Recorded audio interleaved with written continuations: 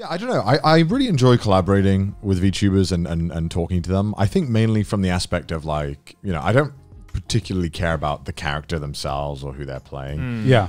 I think just as a content creator myself, I find it really interesting what it takes to play a character like that permanently. Yeah.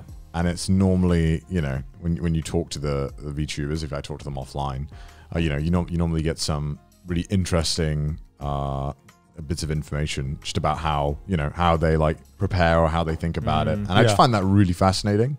And then I think, you know, when you're collaborating with VTuber, I don't know why. I think there's a really interesting dynamic that you can work off really well if it's one VTuber and one like IRL person. Yeah. Where, although I think a lot of maybe diehard VTuber fans would think like, no, never. You know, I'm sure there's 3D and 2D do not mix. I think there is some really interesting room for like really fun and interesting collaborations that come across because of the 2D 3D mix. Well, I mean, I completely agree because like I kind of remember when Ladybeard was on like a few weeks ago, I guess. But I remember like hearing his story and hearing how he goes about, you know, his character and his stage presence and everything like that. I was just like, yeah, I kind of think VTubers, I said VTubers were wrestling with waifus, and after talking to Ladybeard, I'm just like, yeah, I kind of agree with myself more now. Cognitive dissonance. I found something that proves my point. Thus, it is correct. No, I do agree. You know, I mean, I've spoken to plenty of VTubers, and you know, you hear so many different reasons as why they became VTubers. Like, oh, I just wanted easy money, or I really like this character. I've always, or you know, I can't do anything with my face. I'm too anxious, or you know, everyone has their own reason, and it's really fucking cool to hear about that and get to know the people behind it sometimes.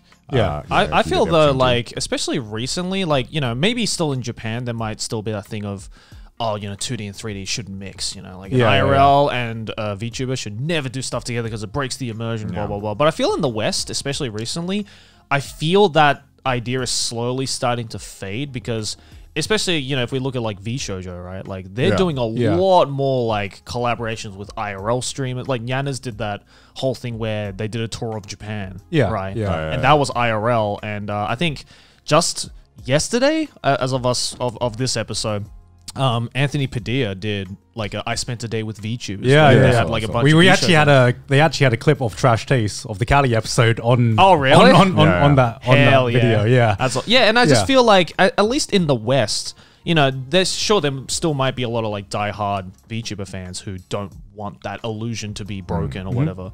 But I feel the majority of them are kind of just like, well, I mean, let's not kid ourselves, right? Like, these are also people, and you know, I think it's cool to see this like really weird two different worlds completely clashing with one another in a really cool way. Because like I will say, like, I have been watching less VTubers as like 2021 has rolled around. Right.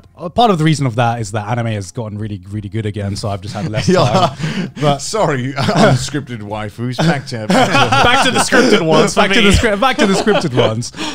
But also it's less that I've just been watching less VTubers, but I've just been watching more streamers in general now, and not even watching streams, but watching like the stream highlights and the stream content that's been posted on YouTube. Right. Because I feel like there is a definite difference between Hololive and VShojo, right? Because I feel like VShojo are VTubers who are streamers. Yeah. And I feel like Hololive is definitely more like treated as idols. Yeah. No. And what I found is that I kind of more gravitated towards seeing VTubers as content creators. Like I just respect them as content creators more than anything. And like I've never understood idol anime or like the idol kind of industry itself. So that's why I've gravitated more towards VTubers who I think are just like, beyond anything, are just talented content creators and just do good content. And I think that's might be one of the big reasons why nowadays I'm watching a lot of streamers from Nijisanji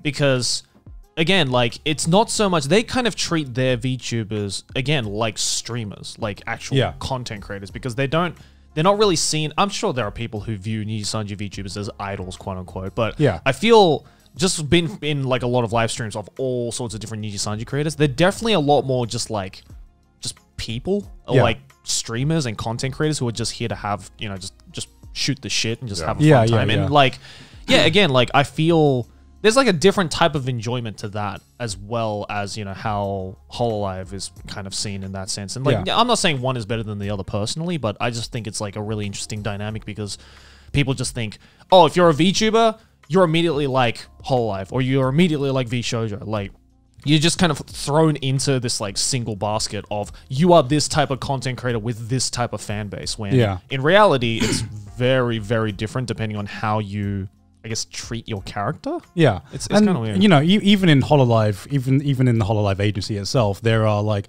a lot of streamers in Hololive are doing like very, very different content. But I think the difference is now that, you know, 2020 was the year of the VTuber, you know, or Hololive's year, right? Because it's just like there'll be like the Zodiac, the year of the VTuber. I mean, it kind of was. I'm year of the VTuber. Yeah.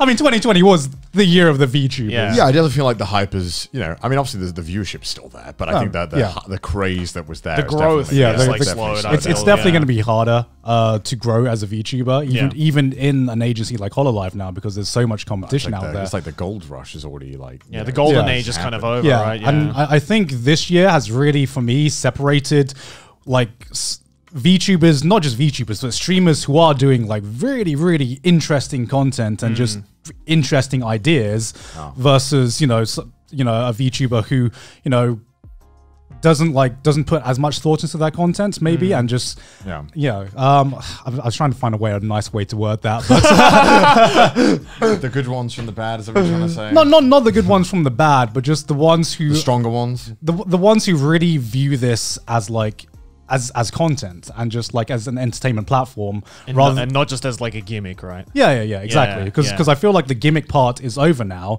The gimmick era is over, and if you want to grow as a VTuber now, you need to have solid content, right? And I think it's because, like, you know, the idea of VTubing as a gimmick now is just so common knowledge now that whenever a new VTuber comes out, not as many people are like, oh my god, did you see this? Like, it's like a virtual person on my stream right now. Like, everyone knows what a VTuber is now.